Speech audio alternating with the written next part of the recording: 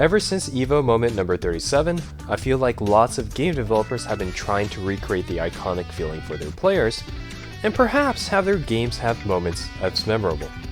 But parries as a mechanic is a very difficult system to balance, and often many high-level players have voiced their disdain for it, especially if they have strong properties. やだやだやだブロッキングやだブロッキングやだブロッキングやだブロッキングやだブロッキングやだ You can see a lot of negative opinions regarding the shield in the initial patches of Melty Blood type Lumina, and concerns regarding the dry parry in the upcoming Street Fighter 6. So I thought it would be interesting to analyze what makes parries a controversial mechanic, and see if there are any good ways to balance them. First, let's define what a parry is. Parry is a defensive option that nullifies the opponent's attack, and oftentimes creates an advantageous situation for the defender. In the case of EVO Moment 37, parrying Chun-Li's Hoyoksen Super Art prevented chip damage and created a situation where Ken could do a more damaging punish.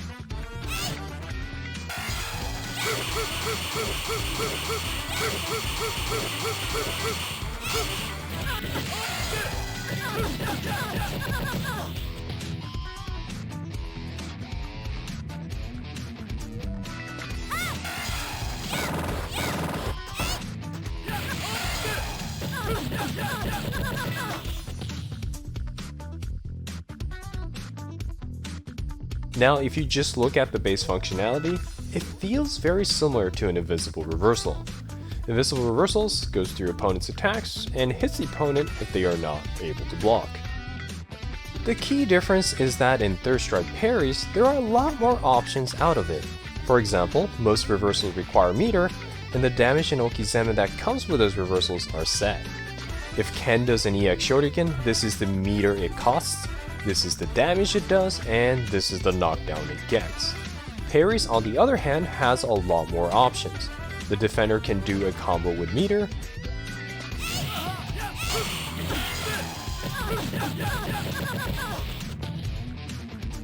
a combo without meter,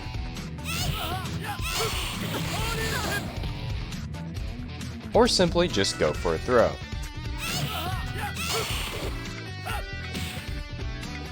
The world is your oyster. However, the biggest difference is that the defender must care much more about what the opponent is doing. If the attack is low, you must parry low. If the attack hits high, you have to parry high. If the attack is a string with small to no gaps, you must parry consecutively with the right direction and timing before retaliating. And of course, what you can and should retaliate with will depend on what you are parrying. For example, parrying Chun-Li's crouching medium kick will allow Ken to punish with a standing heavy kick. However, parrying Chun-Li's crouching light punch will not. The defender needs to have a good understanding of what the opponent is doing. But this makes sense because something that gives you this many options should be harder to do. So far, third strike parries sound great. It seems difficult to master but provides great reward. The only problem is that it has no startup and no whiff animation. It is executed by pressing forward or down, and it will only come out if it is within 3 or 6 frames of the attack hitting. If the opponent does a gapless string, the defender can red parry. If the attacker wants to option select to parry before an attack, they can press forward or down before committing. A great example of this is when a defender sees a jump in, they can press forward to parry an attack, but also can press a button immediately after to anti-air if no attacks come.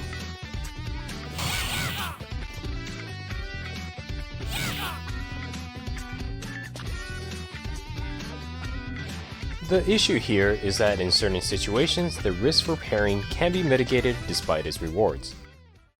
Now, I believe Capcom learned from this issue, and for Street Fighter V added a dedicated motion for it to use parry, so it was not option selectable. It also got a significant recovery, so that it was easy to punish on whiff. And not only that, it has a 3-frame startup, so that you couldn't do it on wake up or strings with small gaps. The problem now is that the move forced people to use it in neutral, but the recovery was so bad that it no longer became viable outside very specific situations.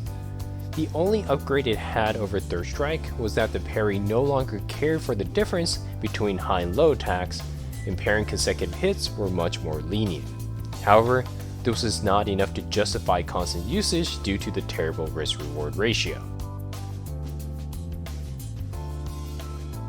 On the opposite side of the spectrum, we have Melty Blood type Lumina's shield. By the way, I am talking about the initial versions of the shield and not the recently patched iteration. This shield can be executed with pressing standing or crouching D. And similar to Street Fighter V's Ryu's V skill, it has a motion and recovery. There are a few key differences though.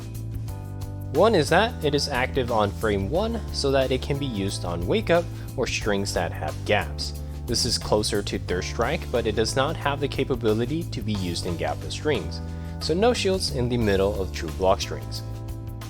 Second, shields have the capability to be held down, so players have no need to time their parries in a precise manner. Fast attack, hold down the button. Slow attack, hold it down longer. As long as the shield is started before the attack, it covers both options. Holding it down does have its demerits though, as it continues to drain meter. However, most of the time this is well worth doing so because of the third aspect, the shield follow-ups. Unlike Third Strike, where you need to have an intricate understanding of what you parried and what you can retaliate with, Melty Blood type Lumina allows you to cancel the shield into 3 attacks. A follow-up, which launches the opponent into the air,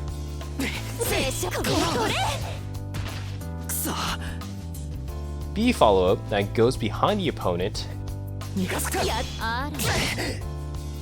and B plus C follow-up that goes through the opponent.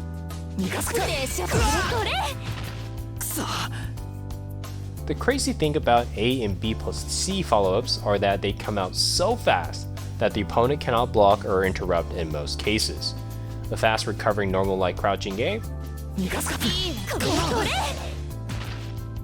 Nope, get hit. Safe jumps that can block reversals?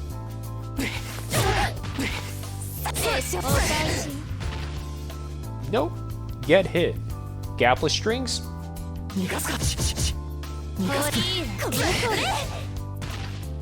Doesn't matter. So as long as you guess right on whether the attack hits high or low, you really don't care what attack or string you're shielding. On top of all of that, the only way to get out of this situation for the attacker is to shield back or spend a significant amount of resources to reset neutral. And generally, since there is no way to discern which follow-up is coming out, the opponent has to guess. A follow-up can be neutralized with shield. B follow-up will beat immediate shield, but can be countered with cross-up anti-air or neutralized with delay shield.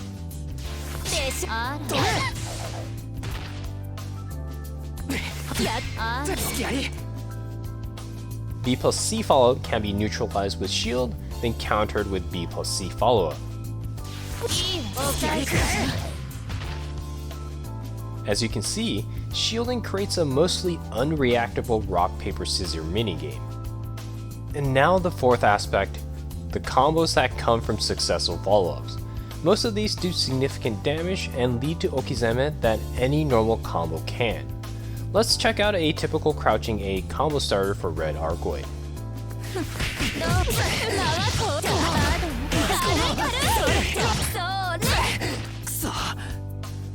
Here's a typical B plus C starter.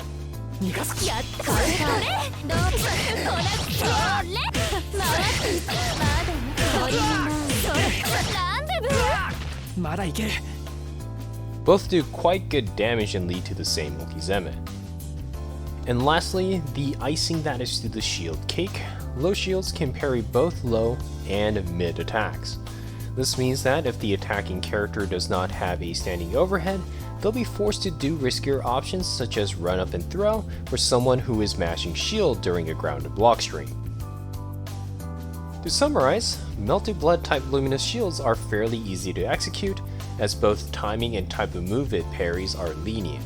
On top of that, the responses are automated and can lead to big rewards, so the would-be interesting dynamic of choosing between reversals and parries are mostly gone.